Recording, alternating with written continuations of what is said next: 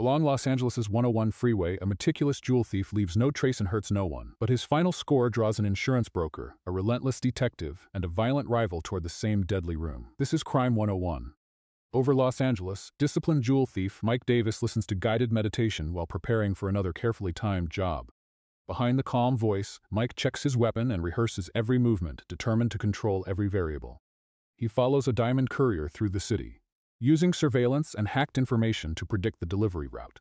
A tracker confirms the target, and Mike waits until the courier reaches the isolated point he selected. As the courier moves, Mike shadows him from a distance, refusing to rush before the setup is complete. Mike's surveillance extends to courier Ben Haddad's home, giving him leverage without harming anyone. Once Ben is isolated, Mike closes in wearing a mask and communicates through a hidden phone. The case holds decoy stones, but Mike already knows the real diamonds are concealed on Ben himself. At Sammy Kassam's shop, armed couriers Ben and Ali prepare a $3 million diamond delivery. Sammy lends them an old revolver and orders the weapon returned after the job. Mike's accomplice boxes the couriers in, forcing them toward a secluded service road near the 101. Mike reveals that Ben's family is being watched and calmly orders both couriers to surrender their weapons. He rejects the decoys and forces Ben to remove the real diamonds hidden beneath his clothing. As Mike escapes, Ben fires after him. The bullet grazes Mike and shakes his confidence. Mike changes vehicles and follows the 101, leaving no usable evidence behind. Though the robbery succeeds, the unexpected gunfire convinces him that his careful rules are beginning to fail. Meanwhile, insurance broker Sharon Combs arrives at billionaire Stephen Monroe's estate to assess his property. Monroe boasts about his security and pressures Sharon to fire his pistol before he signs the policy. She values his artwork and private risks, enduring his arrogance because the account could transform her career. Monroe introduces his young fiancée Adrian, and Sharon learns the lavish wedding will require even more insurance. Detective Lou Lubsnick studies the diamond theft and suspects the same invisible robber has struck repeatedly along Highway 101. Lou notes the thief knew the route, disabled cameras, avoided violence, and returned the courier's phones. His partner Tillman believes the theory, but warns that Lou's obsession is damaging both their careers. At his sparse apartment, Mike cleans the bullet wound himself, hiding every trace of the robbery. Sharon returns with Monroe nearly secured, yet her boss Phil continues delaying the partnership she was promised. Phil offers excuses about schedules and the board, making clear Sharon's 12 years of work still mean little. Mike tells his fence, Money, that the Santa Barbara robbery is too exposed and could leave victims. Money dismisses the danger and pushes him toward the payday, but Mike refuses to break his rules. Away from the criminal world, Mike meets Maya, whose direct questions expose how little he shares about himself. The next morning, Sharon's firm introduces younger broker Madeline, assigned to the same elite clients Sharon cultivated.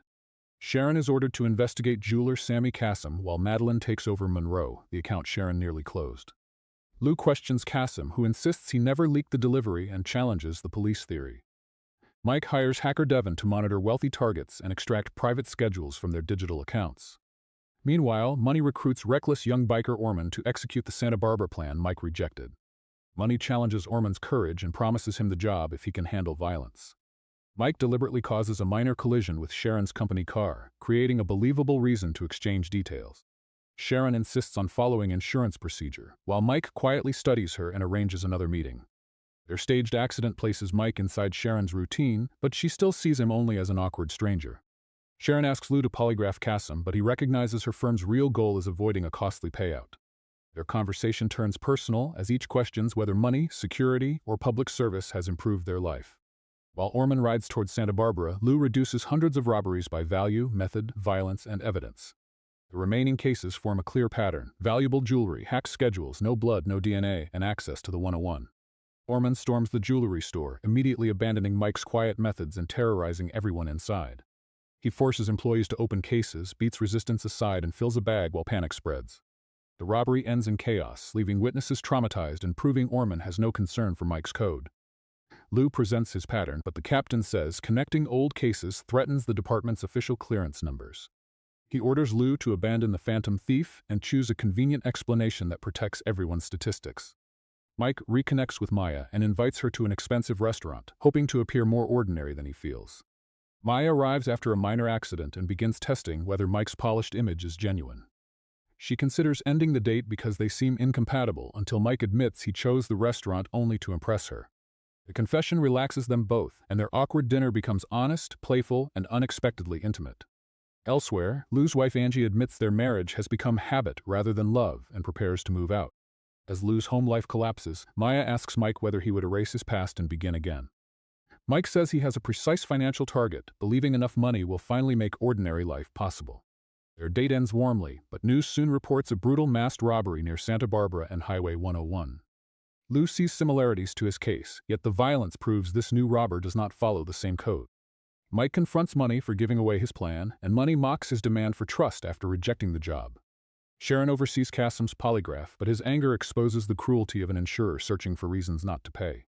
Money orders Orman to follow Devon, expecting the hacker to lead him directly to Mike's next target. Mike meets Devon for the stolen data, unaware Orman is watching every handoff. Orman photographs the meeting and tracks Devon's work, learning that Sharon is Mike's chosen access point.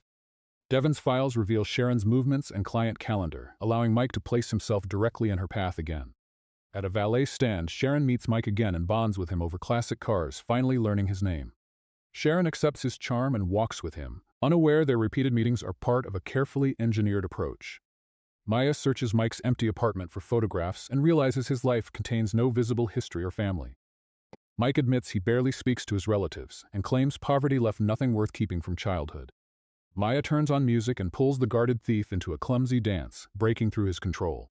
Their playful evening becomes intimate, and Mike briefly experiences the ordinary connection his criminal life has denied him. Maya asks whether he is afraid she will stay, exposing how uncomfortable he is with permanence.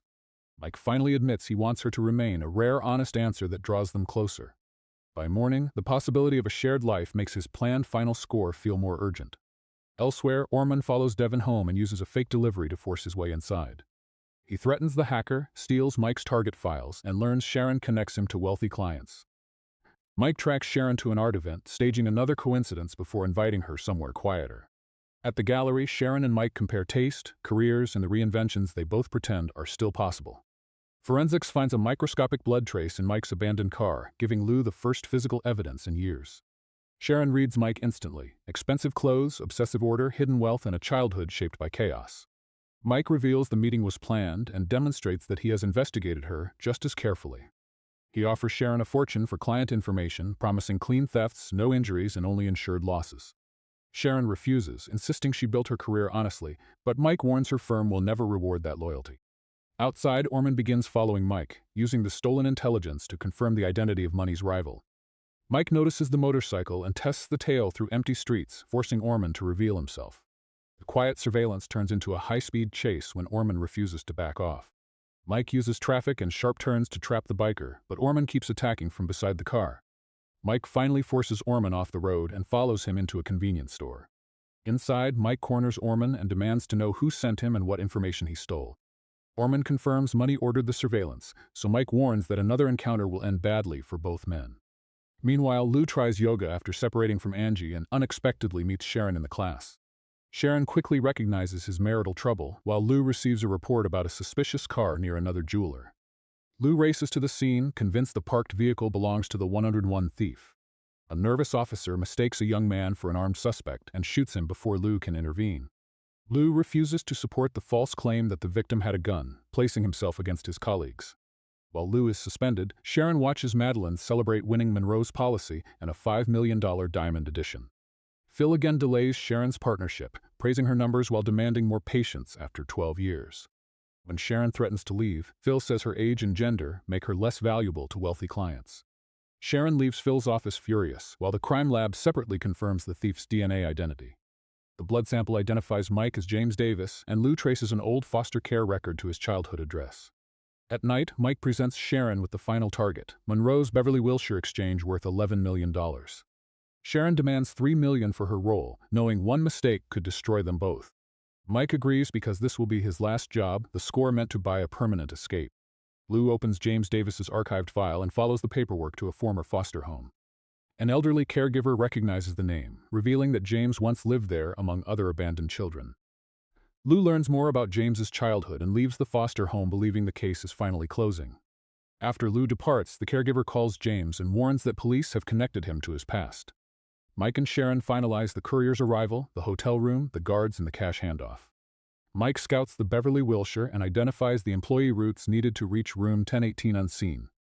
Devon supplies names and digital credentials, giving Mike the identity of Monroe's arriving security escort.